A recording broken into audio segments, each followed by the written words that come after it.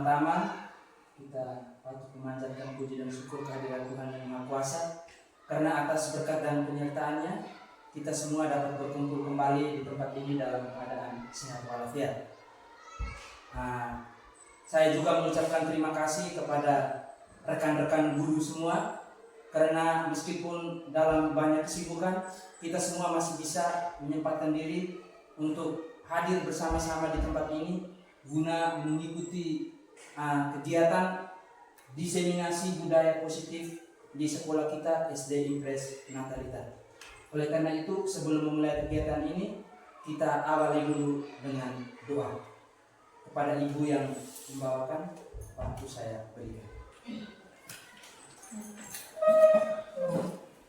Kita siapkan hati dan batin kita untuk berdoa dalam nama Bapa, dan Putra dan Roh Kudus. Amin. Bapa kami yang ada di surga, dimuliakanlah namamu, datanglah kerajaan, jadilah kehendak-Mu di atas bumi seperti di dalam surga. Berilah kami rezeki pada hari ini, dan ampunilah kesalahan kami, seperti kami pun mengampuni yang bersalah kepada kami. Dan janganlah masukkan kami ke dalam pencobaan, tetapi bebaskanlah kami dari yang jahat. Amin. Dalam nama Bapa, dan Putra dan Roh Kudus. Amin. Oke, silakan duduk. Kita lanjut ke acara yang berikut, sambutan dari Bapak Kepala Sekolah sekaligus membuka kegiatan kita pada hari ini.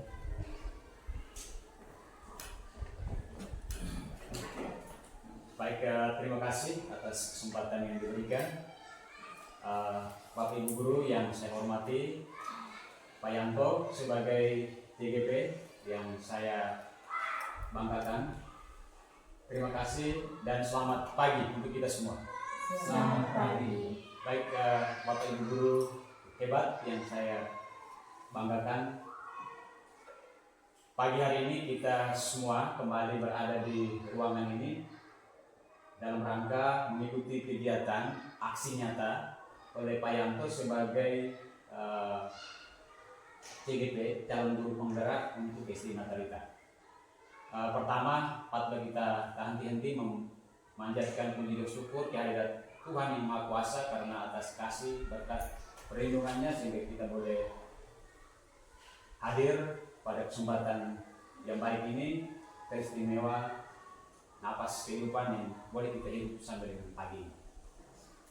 Baik, berbicara tentang aksi nyata oleh calon guru penggerak dan Pak Yanto, sudah beberapa kali terjadi di sekolah kita, dan hari ini sedang memaparkan tentang diseminasi budaya positif di SD Natalita. Bicara tentang diseminasi, tingkatan dasar dari diseminasi itu seperti semai, ya, semai. Kalau di dunia pertanian itu kita menyemaikan bibit unggul atau bibit yang baik, maka kita bawa ke dunia pendidikan.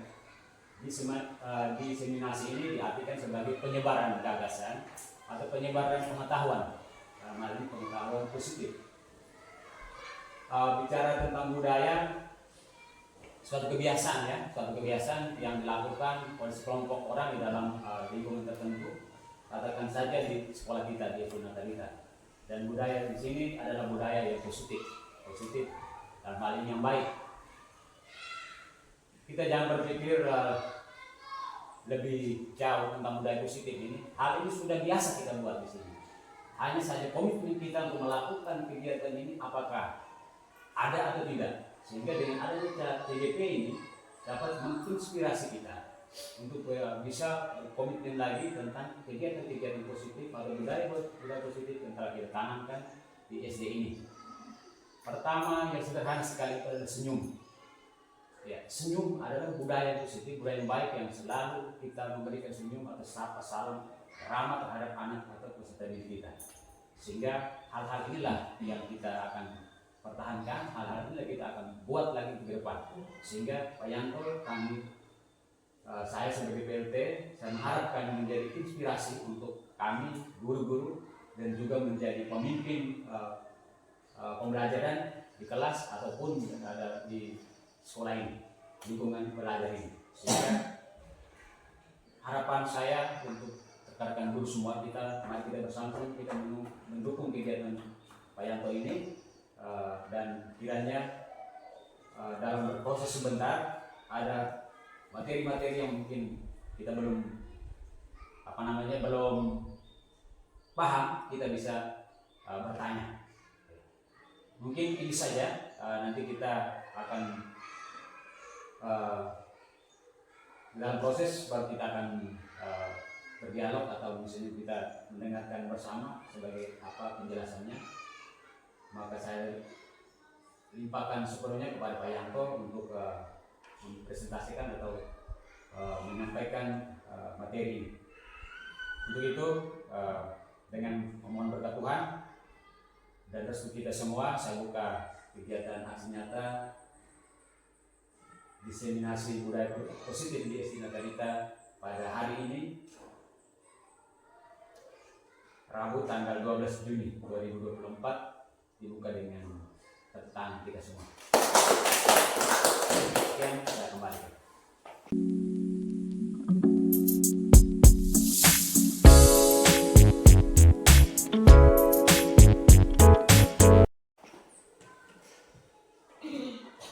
Oke, baik. Terima kasih kepada Bapak PLT Kepala Sekolah SD Impres Natalita yang sudah memberikan sambutan. Selanjutnya saya memberikan kesempatan penuh kepada Pak Ilyas Edi Suryanto untuk memaparkan atau menjelaskan tentang diseminasi budaya positif di SD Impres Natalita. Kepada Pak Guru, waktu dan kesempatan saya berikan.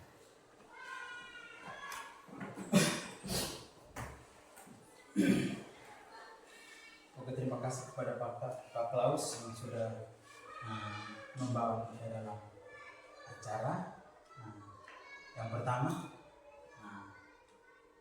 yang saya hormati Bapak PLT dan rekan-rekan guru yang saya banggakan.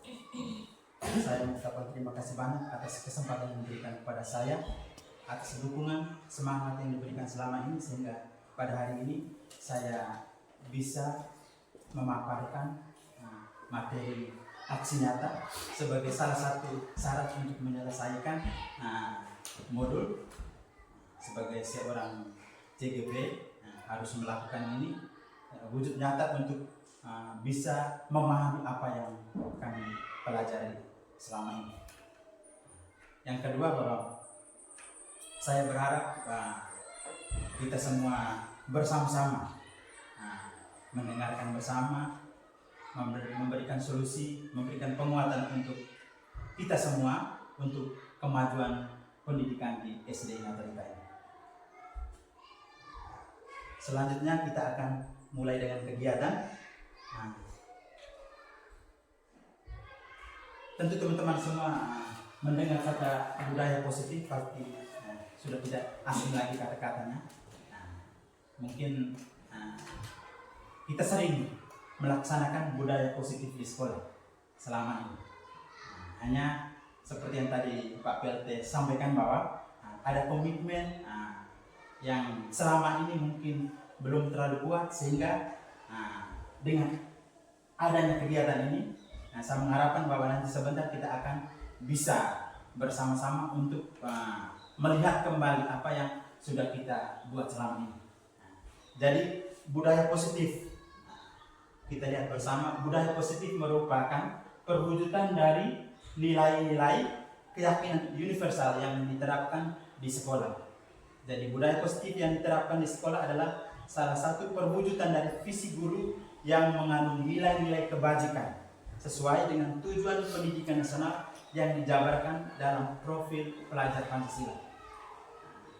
Jadi budaya positif itu merupakan suatu kebiasaan yang memberikan nilai untuk kita semua yang ada di lingkungan sekolah. Tidak hanya di lingkungan sekolah, tapi juga bisa di lingkungan masyarakat.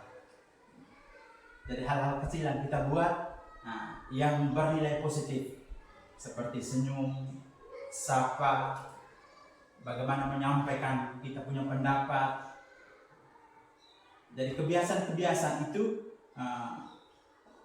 di sekolah akan menjadi sebuah nilai yang akan bisa menumbuhkan karakter anak didik kita.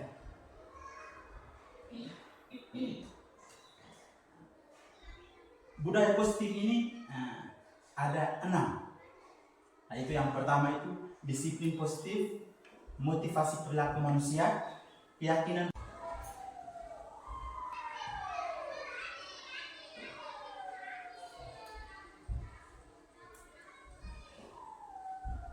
Jadi motivasi perilaku itu ada 3.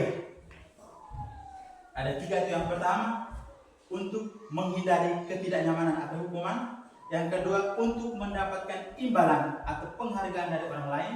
Yang ketiga untuk menjadi orang yang mereka inginkan dan menghargai diri sendiri dengan nilai yang mereka percaya. Jadi ada 3 ini yang sebagai pendidik pasti kita temukan di dalam proses kegiatan belajar mengajar di sekolah. Jadi pasti banyak hal yang ditemukan. Bagaimana kita berhadapan dengan anak didik kita setiap hari, bagaimana kita melihat tingkah laku, perbuatan yang mereka lakukan setiap hari, dan kita bisa melihat bahwa motivasi yang mereka lakukan ini ada 3. Itu yang pertama, untuk menghindari ketidaknyamanan atau hukuman. Biasanya kalau kita suruh anak-anak untuk melakukan sesuatu, kadang ada motivasi tersendiri kenapa mereka melakukan itu. Mungkin yang pertama, mungkin mereka tidak nyaman karena mereka takut dihukum nanti kalau kita tidak kerja, kita pasti akan dihukum. Terus yang kedua, sering kita temukan anak mau mengikuti kita punya suruhan karena mungkin ada imbalan. Misalnya kita suruh anak-anak untuk pergi beli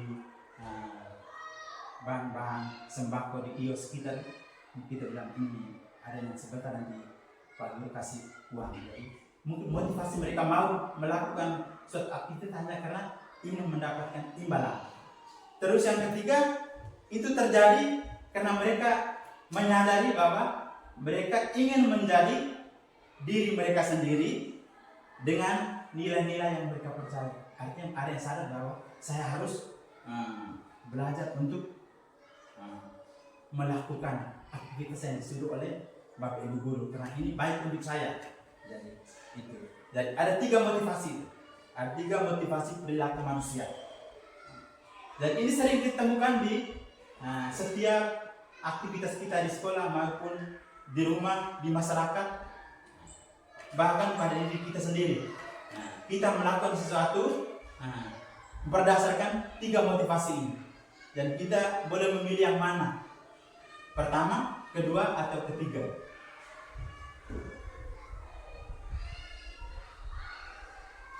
Kita masuk pada keyakinan kelas. Jadi keyakinan kelas ini sudah kita jalankan. Jadi beda istilah. Dulu itu peraturan, tata tertib. Seiring berjalannya waktu dirubah menjadi keyakinan kelas. Jadi perbedaan keyakinan kelas dengan aturan kelas itu berbeda. Jadi hasil dari keyakinan kelas ini kita bersama-sama siswa menyepakati. Kalau mungkin selama ini aturan kelas itu dibuat oleh guru sendiri, tetapi kalau keyakinan kelas itu dibuat berdasarkan kesepakatan guru dengan murid dan lebih berpusat kepada siswa. Jadi keyakinan kelas berupa pernyataan universal yang dibuat dalam bentuk kalimat positif. Dan keyakinan kelas tidak dibuat dalam jumlah banyak sehingga mudah diingat dan dipahami oleh semua warga kelas. Jadi keyakinan kelas merupakan sesuatu yang dapat diterapkan di lingkungan kelas tersebut. Jadi guru berperan dalam mewujudkan terbentuknya keyakinan sekolah dengan adanya kesepakatan antara guru dan murid. Seperti tadi saya sampaikan bahwa berpusat kepada murid. Jadi ini bermuaranya ke tingkah laku anak. Kita buat untuk menguatkan karakter mereka. kita lihat contoh dari keyakinan kelas. Jadi seperti apa yang sudah kita dengarkan tadi, bahwa kalimatnya pendek lalu berisi hal-hal yang positif. Kalau peraturan dulu itu biasanya melarang, dilarang, tidak boleh. Tapi ini dia berisi kalimat positif seperti datang tepat waktu. Itu memberi penguatan kepada siswa bahwa kita harus datang tepat waktu. Dari kata-kata itu ada, orang bilang kata-kata itu adalah doa. Dan setiap kata yang kita sepakati bisa membentuk karakter anak itu sendiri. Terus contoh yang kita lihat, berdoa sebelum dan sesudah belajar, bekerja sama membersihkan kelas, menjaga fasilitas kelas dengan baik, saling peduli, menghargai dan membantu, bertanggung jawab terhadap tugas. Jadi itu merupakan contoh dari keyakinan kelas.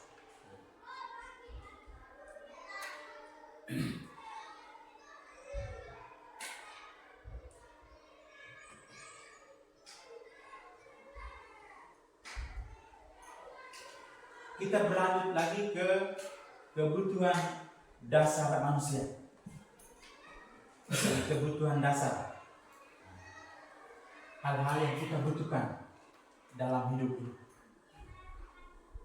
Jadi unsur-unsur yang dibutuhkan oleh manusia dalam menjaga keseimbangan, baik secara fisiologis maupun psikologis. Yang pertama itu bertahan hidup, kasih sayang dan rasa diterima, penguasaan, kebebasan, dan kesenangan.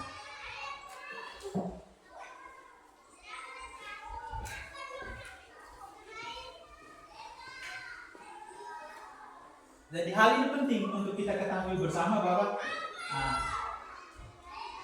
untuk mendidik, menuntun anak-anak, kita harus sadar dan harus tahu kebutuhan-kebutuhan dari anak didik itu sendiri. Jadi kebutuhan untuk kita semua sebagai manusia itu ada 5. Kita lanjut untuk melihat studi kasus. Jadi studi kasus ini akan menjelaskan kepada kita tentang kebutuhan dasar yang kita miliki akan berpengaruh kepada tingkah laku yang kita buat setiap hari. Jadi studi kasus Ibu Sulaika itu guru wali kelas 9H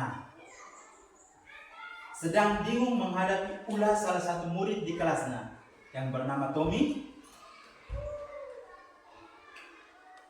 Beberapa kali telah mengeluarkan Tommy yang sering meminta bekal makan siang.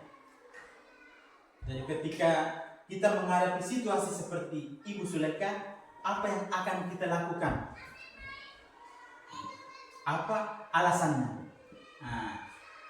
Nanti setiap jawaban itu akan berdasarkan kebutuhan dasar yang kita inginkan. Contoh seperti yang pertama, alasan Tommy melakukan itu karena yang pertama, karena ia merasa lapar. Itu keinginan dia untuk mau bertahan hidup.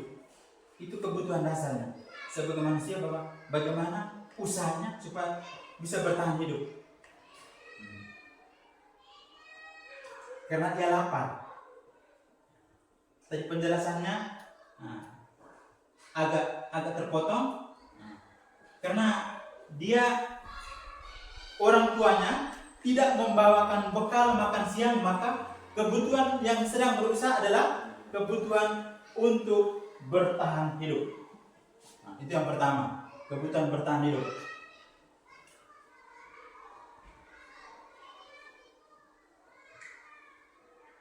Yang kedua, alasan yang kedua, karena dia merasa senang temannya memperhatikan dia. Ketika dia mengambil bekalnya, teman-temannya memperhatikan ke dia. ketika temannya melaporkan tindakan itu pada gurunya dan gurunya memberitahu orang tuanya sehingga orang tuanya jadi memperhatikan dia, maka kebutuhan dasar yang sedang dipenuhi Tommy adalah kebutuhan akan kasih sayang dan rasa diterima. Datang dari kesadaran. Tapi mereka dipantau dalam setiap tindak tanduk mereka. Yang berikut, guru sebagai manajer atau pengatur, yang mengatur bagaimana tindakan yang dilakukan itu bisa membuat anak-anak itu bisa merubah perilaku. Jadi diharapkan bahwa dalam posisi kontrol ini, kita sebagai guru, kita harus pilih posisi sebagai apa. Nanti kita berdiskusi dalam pertanyaan-pertanyaan kita sebentar. Mana yang lebih penting seorang guru untuk mengambil posisi kontrol dalam menyelesaikan, dalam menuntun, dalam mendidik anak-anak di sekolah. Kita lihat lebih jelasnya di sini. Jadi yang pertama,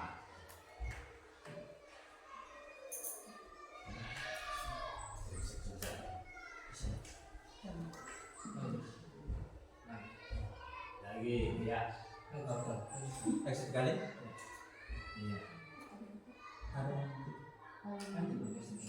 Oke. Jadi ini motivasi yang pertama, penghukum. Ada identitas gagal, kontrol dari luar. Itu yang pertama itu menghindari hukuman. Guru berbuat menghardik, menunjuk-nunjuk, menyakiti dan menyindir, membuat orang merasa bersalah, berceramah dan mengatakan seharusnya atau ibu kecewa. Terus posisi sebagai teman, membuatkan alasan-alasan untuk muridnya. Posisi sebagai pemantau, menghitung dan mengukur.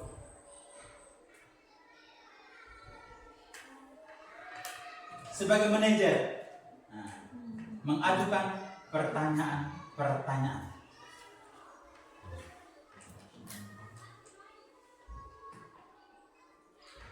Itu yang dilakukan guru. Motivasi yang kedua itu guru berkata, sebagai penghukum, kalau kamu tidak melakukannya, awas ya, rasakan. Membuat orang merasa bersalah. Kamu sudah tahu, ibu lelas sekali mengatakan ini, atau ibu stres. Jadi kata-kata itu membuat anak-anak merasa bersalah. Terus sebagai teman, dia mengatakan, ayolah lakukan demi ibu. Masa kamu tidak mau? Ingat tidak, ibu pernah bantu. Sebagai pemantau, apa peraturannya? Seolah-olah sebagai bos, apa peraturannya? Lalu sebagai manajer, selalu memberikan pertanyaan, apa yang kita yakini? Jadi yakin ini anak-anak akan melihat keyakinan yang ada di kelas yang kita sudah sepakati, sehingga dia tidak berada jauh dari apa yang kita mau berikan solusi kepada peserta didik. Terus yang berikut hasil, motivasi hasil. Sebagai penghukum, memberontak, menyalahkan orang lain, berbohong, membuat orang merasa bersalah, menyembunyikan, menyangkal, berbohong. Lalu teman itu ada ketergantungan. Dia sebagai teman, nanti saya minta bantuan untuk membantu saya. Tetapi kalau sebagai pembantu, dia menyesuaikan diri bila diawasi.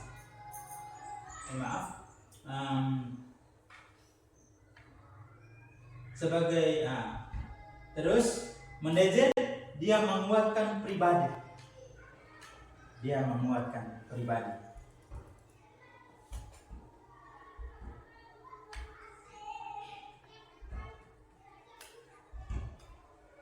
Terus motivasi kaitan dengan dunia berkualitas.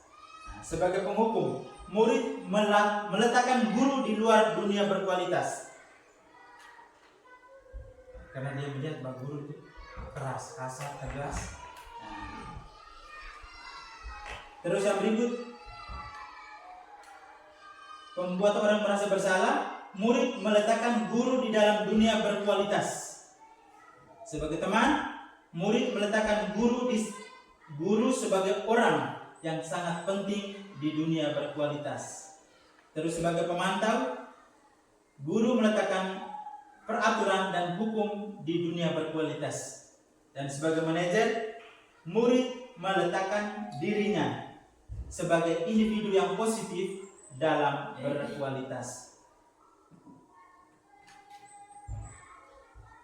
Lalu apa yang dikatakan murid sebagai penghukum?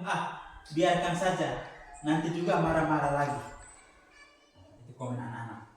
Terus yang kedua, sebagai orang yang membuat merasa bersalah. Nah, dia langsung minta maaf. Berarti tidak ada penyelesaian. Nah, tidak ada kesadaran akan diri anak-anak untuk menyadari apa yang mereka buat.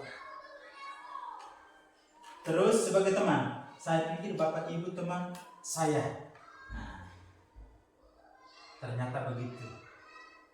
Terus sebagai pemantau, berapa banyak bintang yang saya harus peroleh, berapa halaman yang harus saya tulis. Nah, itu tingkah laku seorang bos, biasanya begitu, selalu memantau yang dilakukan oleh anak-anak. Lalu sebagai posisi sebagai manajer, bagaimana caranya saya bisa memperoleh keadaan? Bagaimana caranya saya bisa memperbaiki keadaan? Lanjut, yang berikut, mengulangi kesalahan. Dampak pada murid. Sebagai penghukum, mengulangi kesalahan, membuat orang merasa bersalah, merasa rendah diri. Sebagai teman, lemah, tidak mandiri, tergantung. Sebagai pemantau, menitik beratkan pada sanksi atau hadiah untuk dirinya. Sebagai manajer, mengevaluasi diri dan memperbaiki diri.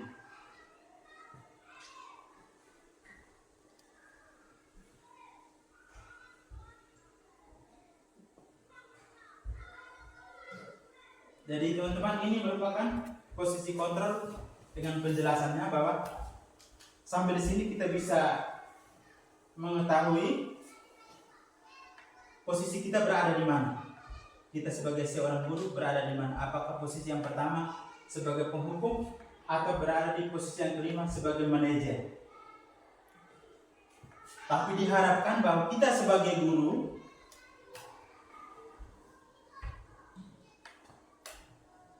harus berada pada posisi diri manajer, posisi kontrol manajer. Nanti kita akan lihat pada penjelasan selanjutnya mengenai segitiga restitusi. Jadi posisi manajer ini, kita tahu manajer artinya apa? Mengatur bahwa kondisi seperti ini bisa mengangkat karakter dan kemampuan dari anak didik itu sendiri. Nah, kita sudah melihat bahwa posisi-posisi yang lain nilainya lebih rendah karena pada akhirnya tidak mengajarkan nilai pada anak-anak.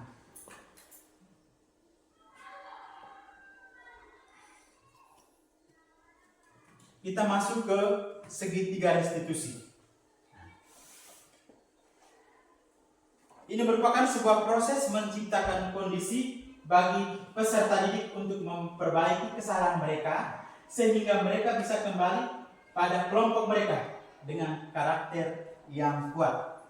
Jadi segitiga restitusi ini dibagi atas 3, yaitu yang pertama menstabilkan identitas, yang kedua validasi tindakan yang salah, yang ketiga menanyakan keyakinan kelas. Jika kita menemukan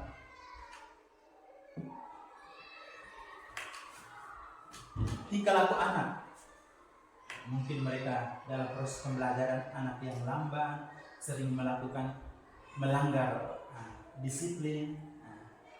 Solusi yang kita buat, kita bisa menggunakan tahapan ini, tahapan dalam segitiga restitusi. Tahapan pertama, menstabilkan identitas. Dilakukan berdasarkan prinsip bahwa membuat kesalahan adalah bagian dari proses pembelajaran yang nantinya akan menggeser identitas gagal ke arah identitas sukses. Jadi seperti contoh, ketika anak melanggar disiplin, misalnya sering datang terlambat, dalam 1 minggu sekitar 2-3 hari dia terlambat. Sebagai guru kita perlu menyelesaikan masalah itu dengan panggil lalu menggunakan tahapan segitiga restitusi. Dengan tahap yang pertama itu menstabilkan identitas. Apa yang kita lakukan di menstabilkan identitas? Ketika kita panggil anak-anak, pasti yang pertama dia rasa takut. Saya dipanggil Pak Guru, Ibu Guru, karena saya sudah melanggar aturan ini. Bagaimana caranya supaya dia bisa menyampaikan apa alasan kenapa sampai dia melanggar? Yang pertama kita harus lakukan adalah menstabilkan dengan kata-katanya. Kamu tahu apa yang kamu lakukan. Kamu sadar apa yang kamu lakukan. Coba ceritakan. Itu menstabilkan identitas. Coba ceritakan kembali kenapa sampai Bapak panggil ke sini, Ibu panggil ke sini, kenapa? Dia menceritakan kembali. Pada tahap ini anak-anak akan merasa gagal dan mereka harus berusaha bagaimana caranya supaya tidak gagal. Lalu kita beralih ke tahap yang kedua.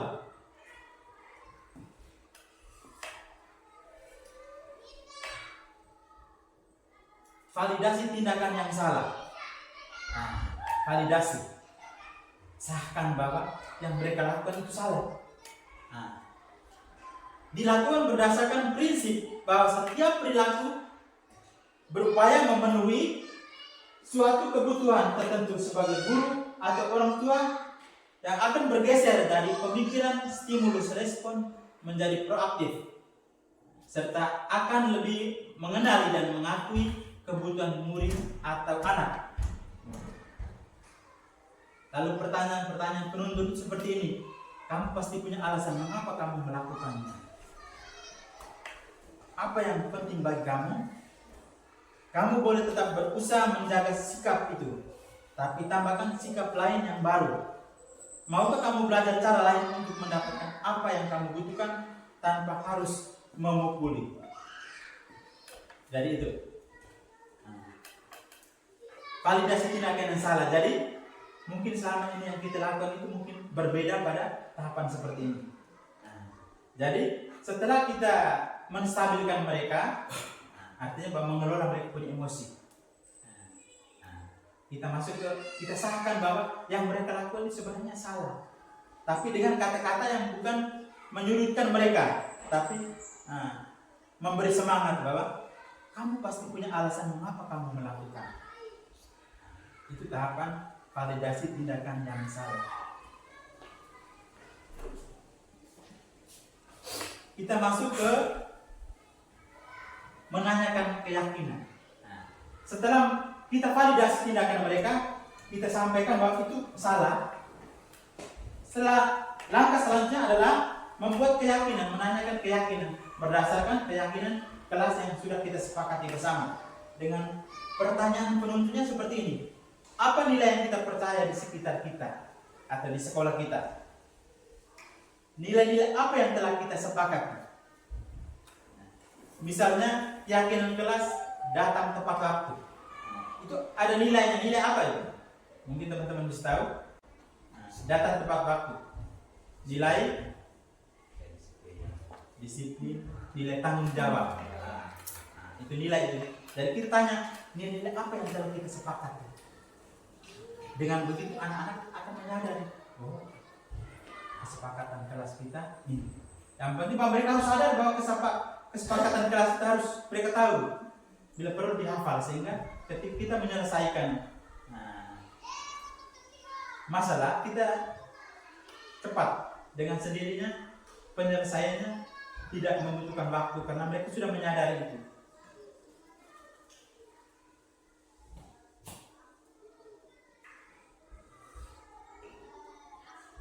Dan kita sudah sampai pada tahap sesi yang pertama, tahap akhir sesi yang pertama, bahwa penting bagi guru dalam membangun budaya positif di sekolah. Itu penting sebagai guru karena seperti yang tadi disampaikan bahwa akan menumbuhkan karakter anak, sehingga dengan demikian maka pembelajaran di kelas pasti akan berkualitas dan kemampuan bakat yang akan kita berikan, yang akan kita kuatkan dalam proses pembelajaran itu akan bernilai, akan menumbuh kembangkan kemampuan mereka untuk menjadi murid-murid yang berkualitas. Jadi hanya ini saja yang dapat saya sampaikan. Nah, kita masuk ke mungkin sesi tanya jawab. Mungkin saya berikan kesempatan kepada teman-teman untuk bisa bertanya. Mungkin ada hal-hal yang belum jelas, bisa ditanyakan. Kita diskusi bersama untuk bisa mengetahui budaya positif ini.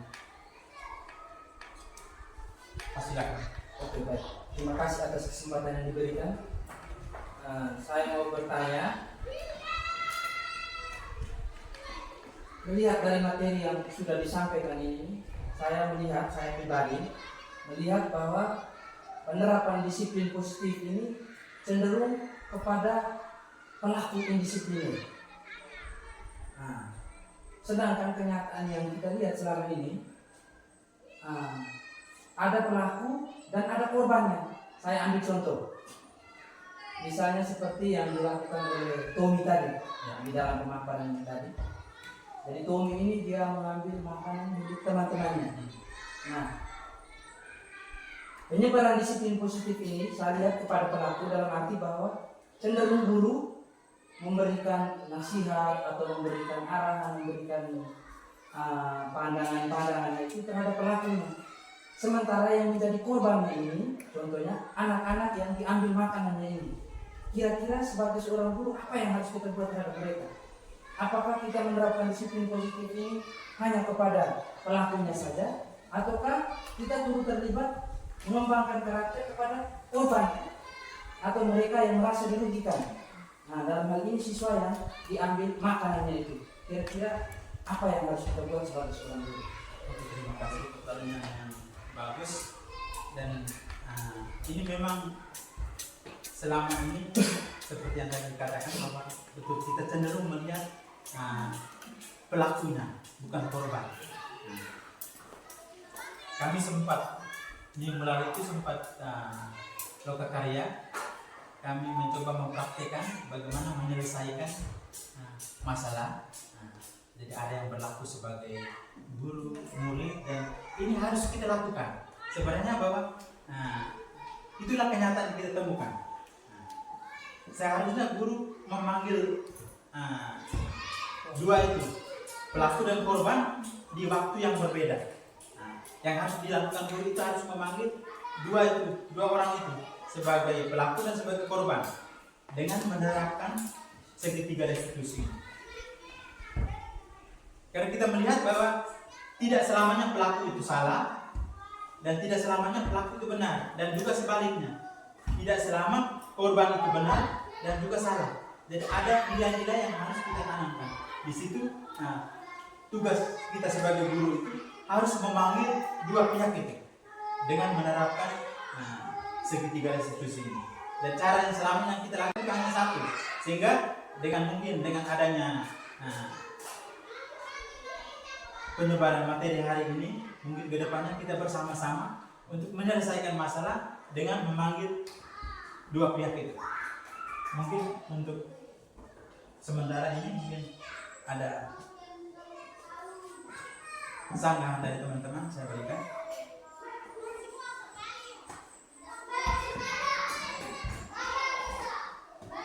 Jadi budaya positif itu sudah kita buat, hanya beda istilah dan komitmen untuk melakukan.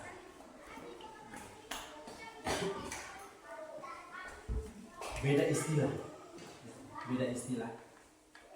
Mungkin bisa apa tambah ya. Contoh kasus tadi yang di kepala sama ini.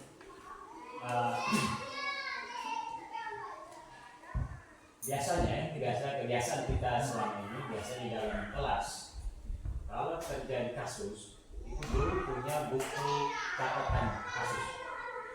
Di dalam buku catatan kasus itu sudah jelas misalnya kasusnya apa, lalu tindakan atau solusinya apa. Ini harus ditangani oleh guru untuk mengatasi kasus itu, masalah itu, misalnya pelaku dengan korban tadi. Ya, sehingga dengan adanya materi ini, yang bahwa supaya nanti dengan TDP ini, jadi kita kembali ke kelas kita masing-masing, kita melihat nanti sejauh ini penyelesaian masalah kita, masalah yang ada pada itu seperti apa, solusinya, yang solusi yang pernah kita buat, seperti itu. Dan selama ini saya melihat kalau kita lebih banyak, artinya menyalahkan yang pelakunya, ya supaya aman, supaya selesai masalahnya. Lalu mungkin yang sebenarnya kita kalau memang sampai dengan dia menangis atau kita membujuk dia, kita itu ya selesai. Seperti itu. Tapi bahwa keberlanjutan apa supaya karakter anak itu tetap ini ya kita mungkin kembali ke motivasi diri orang itu bagaimana cara menyelesaikan masalah. Terima kasih atas masukan dari Bapak. Betul, Bapak. Tugas kita sebagai guru itu menuntun anak-anak didik kita. Dalam prosesnya itu pasti yang harus kita lakukan adalah menyelesaikan tindakan dengan menggunakan segitiga restitusi. Ada 3 tahapan itu yang harus kita lewati. Dan tentu saja seperti yang tadi Pak Feli sampaikan bahwa harus ada buku itu sehingga kita bisa melihat kejadian-kejadian tentang anak itu sendiri, sehingga kita bisa melihat proses perkembangan. Karena mungkin ada anak yang sering melakukan itu, prosesnya berbeda, tetapi tahapannya dengan menggunakan segitiga restitusi. Dan yang harus kita lakukan itu seperti tadi, bahwa mungkin selama ini kita hanya memanggil pelakunya, maka sekarang kita harus berkomitmen untuk memanggil kedua belah pihak, pelaku dan korban. Karena seperti yang tadi saya katakan, bahwa pasti ada nilai yang harus kita tanamkan dalam diri anak. Seperti itu. Mungkin ada lagi yang lain? Tidak ada? Mungkin ada satu ini tentang karakter ya. Karakter anak ini. Salah satunya tadi itu penerapan budaya positif ya, kita lihat ini itu berlaku semua anak, untuk semua anak. Tapi bahwa kondisi untuk kebiasaan budaya kita di SD Rata-Rita, yang pertama selain kita menyamaratakan untuk perilaku positif pada semua anak, tetapi bahwa kita juga harus melihat jauh kebiasaan-kebiasaan yang dilakukan oleh orang tua mereka di rumah. Sehingga saya mengharapkan supaya Pak Yang Ibu Penggara menjadi inspirasi buat kami, bahwa kami akan kembali ke kelas, nanti akan melihat karakter dari setiap anak pasti akan beda. Ketika kita melakukan misalnya sama rata, katakan dengan guru sebagai manajerial atau manajer, sebagai pemimpin untuk mengatur perilaku positif atau budaya positif ini, tetapi bahwa dalam kenyataannya di rumah itu kebiasaannya lain. Katakan mereka itu di rumah itu diperlakukan sebagai penghukum atau pemantau atau atau dengan hal yang lain. Nah, sehingga guru tadi kelas akan mengalami kesulitan mengatur anak-anak yang dari karakter dan pembawaan sudah dari rumah. Sehingga saya mengharapkan supaya guru harus artinya mulai melihat, artinya mulai mengidentifikasi oh anak ini karakternya seperti ini. Nah, maka harus ke rumah, kebiasaan di rumah seperti apa supaya di sekolah itu kita penerapan budaya positif itu akan jalan rata semua anak. Bisa seperti itu. Terima kasih. Dan itu sebenarnya ini budaya ini boleh kita sebarkan kepada orang tua, bagaimana tinggal kita menyepakati saja, karena ini merupakan bentuk aksi yang menjadi aturan bahwa guru perlu menyebarkan budaya positif di sekolah.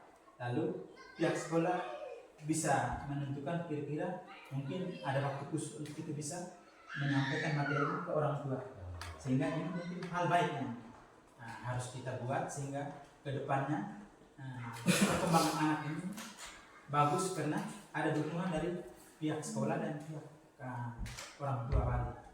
Sehingga ini mungkin perlu kita sepakati sehingga mungkin cari waktu yang kita bisa bersama-sama untuk bisa memaparkan budaya seperti ini. Bagaimana?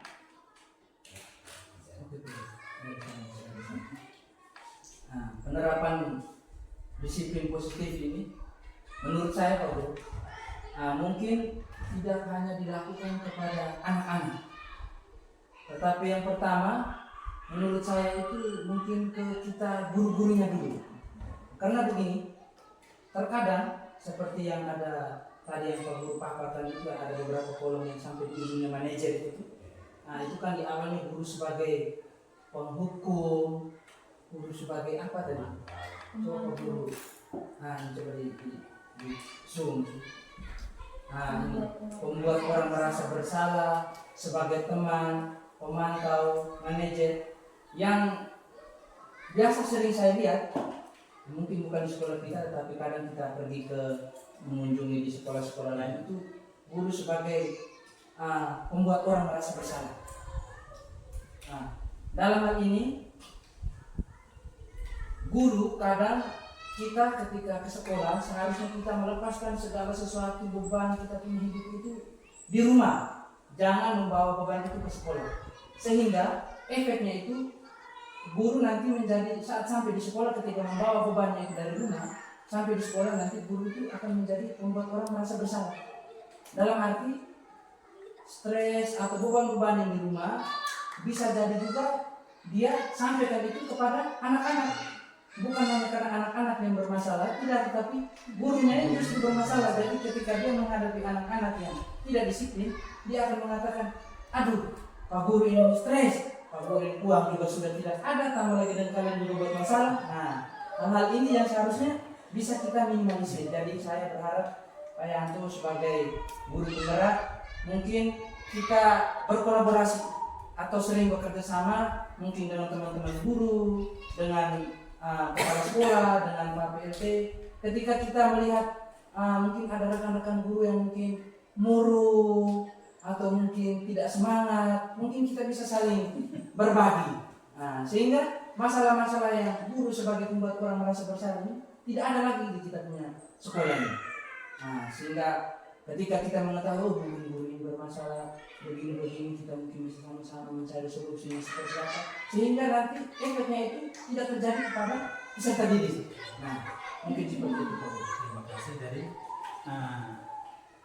atas masukan itu, bahwa benar sekali bahwa hari ini secara langsung kita sebagai guru langsung belajar bagaimana memposisikan diri.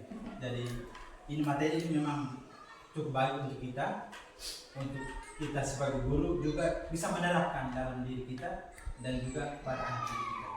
Dan ini pengetahuan baru dan bagus sekali. Nanti materi ini mungkin saya sebarkan di grup sehingga kita bisa sesekali baca. Mungkin kita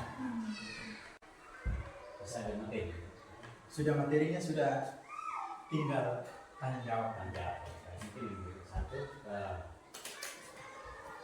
tentang yang sampai tadi Ini kasus saya sebelumnya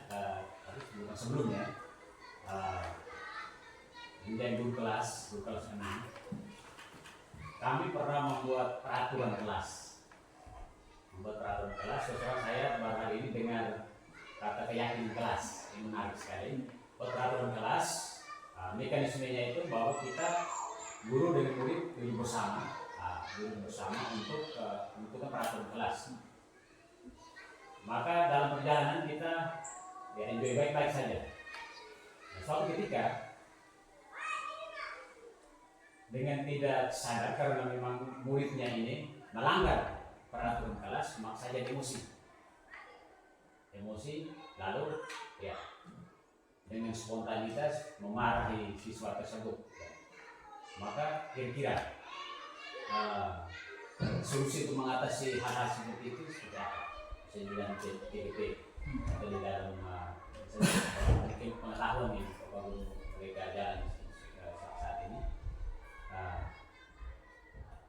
Aturan itu kita sudah buat, kita sudah sepakat bersama dengan siswa. Lalu karena memang spontanitas, karena memang dia melanggar aturan, hanya dari emosi dia marah. Saya bilang tidak boleh, kalau dia tidak boleh. Ya harus ada cara lain. Mungkin bisa kau jelaskan kembali supaya bisa paham. Oke. Terima kasih untuk pertanyaannya. Memang ini sering kita dengar, bahkan sudah sampai di medsosnya. Ada guru yang emosi sampai melanggar, sampai melakukan kekerasan. Karena itu kita kembali lagi pada kesadaran awal kita dari seorang guru, bagaimana tugas kita sebagai orang guru. Menurut filosofi Ki Hajar Dewantara menyampaikan bahwa guru itu harus berhamba pada anak. Kadang-kadang kata ini memang viral di medsos karena berhamba. Kata berhamba itu maknanya sangat negatif sekali. Tapi ketika kita melihat tujuan pendidikan itu sendiri, maka berhamba pada anak itu berarti bahwa kita memprioritaskan pendidikan kita untuk anak-anak.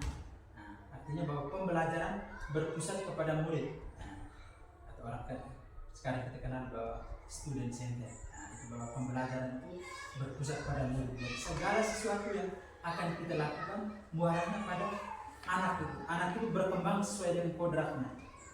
Maka kesadaran itu yang membuat kita melaksanakan tugas kita dengan penuh rasa tanggung jawab. Seperti yang tadi disampaikan itu bahwa ada emosi, mungkin ada kaitan-kaitan seperti yang tadi disampaikan oleh Pak Klaus tadi, bahwa betul mungkin ada masalah-masalah yang di rumah yang dia bawa ke sekolah, dan di situ dia kembali kepada kesadaran diri bahwa saya sebagai seorang guru. Lalu tindakan yang harus dilakukan adalah ketika kita ke sekolah, tepat waktu itu penting sekali. Tepat waktu.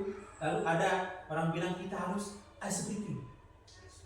Sebelum pembelajaran dimulai kita harus melakukan ice breaking, artinya bahwa menetralkan pikiran-pikiran kita. Mungkin kita dari rumah bawa masalah, mungkin dengan ice breaking itu kita juga merasakan.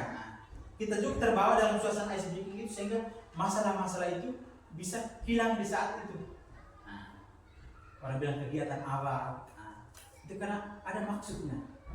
Kita bisa membawa anak-anak itu ke nilai positif. Mungkin dia dari rumah itu mungkin dibentak oleh orang tuanya karena mungkin bangun terlambat, sehingga emosi itu dia bawa ke sini. Kadang-kadang dia masuk kelas kita lihat dia murung. Pasti ada anak yang murung, mungkin ada yang tidak ada semangat. Kita bisa menetralkan suasana itu dengan membuat ice breaking, tepuk-tepuk yang membuat mereka semangat sehingga mengembalikan emosi, sehingga kita berada pada posisi di mana kita sudah siap melakukan pembelajaran. Ini memberikan nilai bahwa kita sebagai guru juga menyadari ini, dan tugas kita adalah bagaimana menyiapkan perangkat pembelajaran, menyiapkan diri. Ketika kita melaksanakan tugas kita sesuai dengan aturan yang ada, Maka saya pikir bahwa tindakan-tindakan tadi kita bisa meminimalisir karena kita sudah mengikuti aturan-aturan itu, melihat segala sesuatu itu dari posisi kita. Seperti yang tadi kita sepakati bahwa posisi kontrol yang baik itu adalah manajer. Kalau kita sudah menjadi manajer, maka pasti seluruh prosesnya pasti dengan aturan diri kita, kontrol diri kita sebagai manajer. Beda kalau penghukum, itu berarti segala sesuatu pasti menyalahkan anak-anak itu sendiri dari itu. Mungkin untuk sementara ini mungkin masih ada yang bisa. Mungkin ada masih ada waktu. Waktu masih panjang lagi berapa menit bisa. Jadi itu dari 6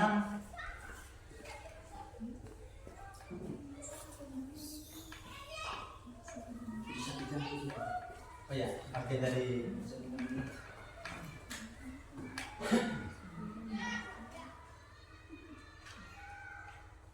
oke kita ice breaking dulu ya. Dengan ada beberapa pertanyaan. Oke, ice breaking ya. Siap. Sama tanya dulu.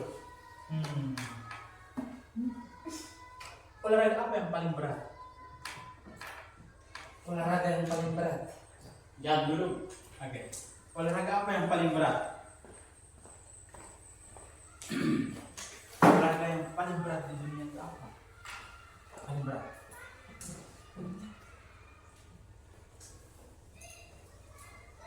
Ibu bisa. Olahraga yang paling berat itu apa? Olahraga yang paling berat itu catur, permainan catur. Kenapa alasannya? Hah? Kenapa Karena alasannya? dia mengandalkan pikiran, memeras otak untuk berpikir. Ya kan? Nah, Bagus. Mungkin ada yang lain. Olahraga yang paling berat. mobil aspal. Hah? Maksudnya kenapa sampai dikatakan olahraga yang paling berat? Pikiran. Oke. Ya kan? Jawabannya benar tapi alasannya salah. Karena apa? Dia mampu mengangkat kuda, benteng, menteri. Oke, yang berikut lagi, satu lagi. Lahir di Arab, besar di Arab, tidak bisa bahasa Arab. Lahir di Arab, besar di Arab, tapi tidak bisa bahasa Arab. Apa? Nanti ada hadiahnya. Unta. Benar sekali, bagus. Unta. Satu lagi. Ada 5 ekor bebek yang mencari makan. Nah, dikali 2 jadi berapa? 10. Apa ada? 1, 3. Dikali 2 sisa berapa? Oke. Ada 5 ekor bebek mencari makanan. Dikali 2 jadi berapa? 10 ekor. Kan? Siap 10, saya punya 3. 3. Aplaus. Belum sama si pikir ini. Ini bukan ice breaking ini tapi ini keluar atau bukan sakit. Namanya breaking ice. Jelas otak. Breaking ice breaking. 10. Ada 5 ekor bebek. Ada Cari 5 makan. ekor bebek mencari makan. Nah, Dikali 2 cari makan. jadi berapa? Jadi 3. 3. Iya. Silakan. Saya menjelaskan bahwa dikali ini bukan berarti perkaliannya bukan, tetapi kali ini kali yang sungai ini. Dikali 2 berarti sisa 3. 3. Karena yang lainnya mungkin Seperti itu. mencari, karena yang lainnya mungkin cari makannya di tempat lain. Benar sekali. Nah, bebek ada 5 ekor bebek mencari makan. Nah, jadi yang dari pertanyaan terakhir itu ada jadi berapa? Berarti karena dikali 2, dikalinya ada 2, sisanya 3. Nah, bukan soal perkalian ini namanya sedikit. Tambah satu lagi. Binatang apa yang tidak pernah rugi-rugi? Kita katakan rugi. Binatang apa yang tidak pernah rugi-rugi? Tidak ada binatang yang rugi.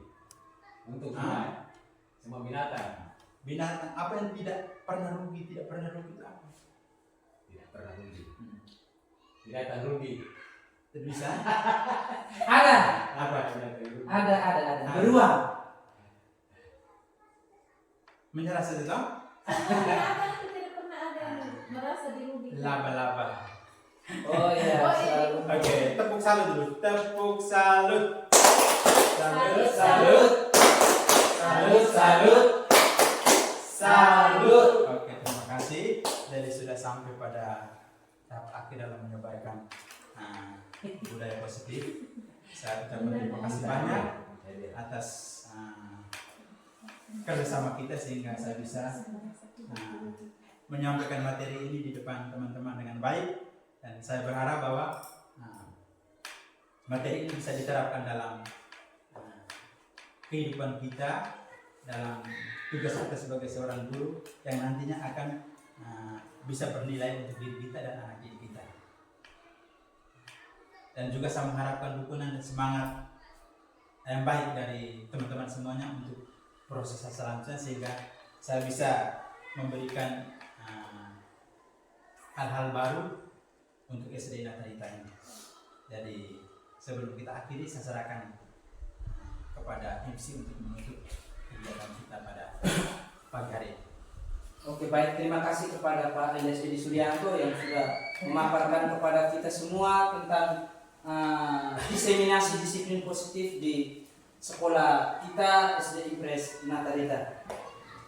Terima kasih banyak Pak Guru, karena dengan adanya materi ini kami semua akhirnya menyadari apa yang harus kami buat sebagai seorang guru terhadap peserta didik kami, yang mana seperti yang sudah kita ketahui bersama bahwa peserta didik kita di sekolah ini juga hampir setiap hari melakukan tindakan-tindakan yang tidak disiplin.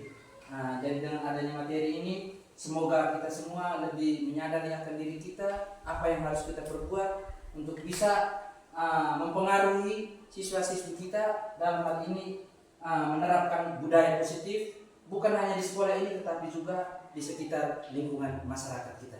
Oke, jadi sebelum kita menutupi acara kita pada hari ini, mungkin saya berikan kesempatan kepada Pak PLT Kepala Sekolah, mungkin bisa menyampaikan 1-2 kata penutup untuk kita semua.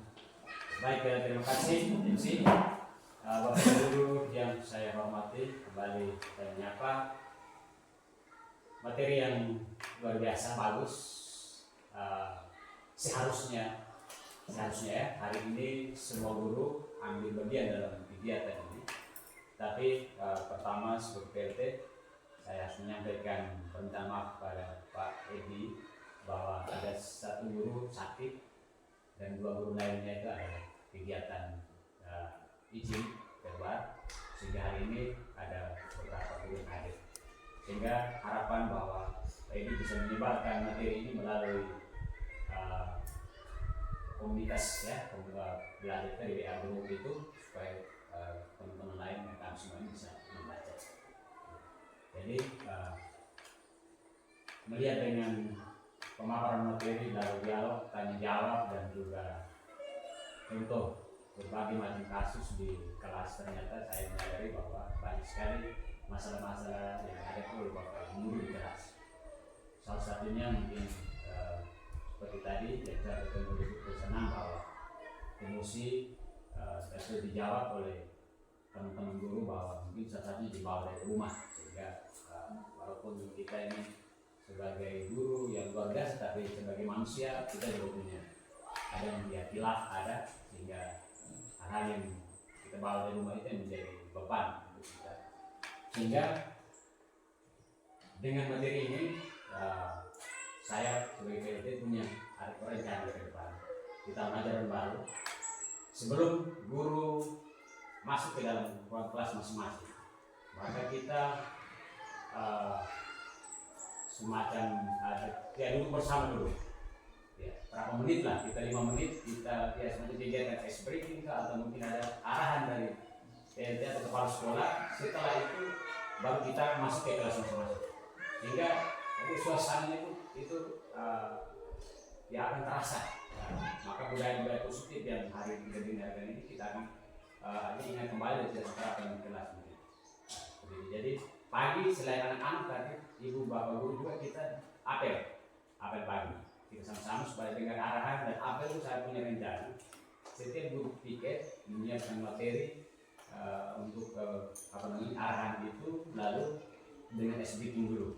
Ya, kegiatan-kegiatan speaking dari guru memberi semacam beban atau dari rumah hilang semua dulu, baru kita mulai dengan kelas. Ini perencanaan.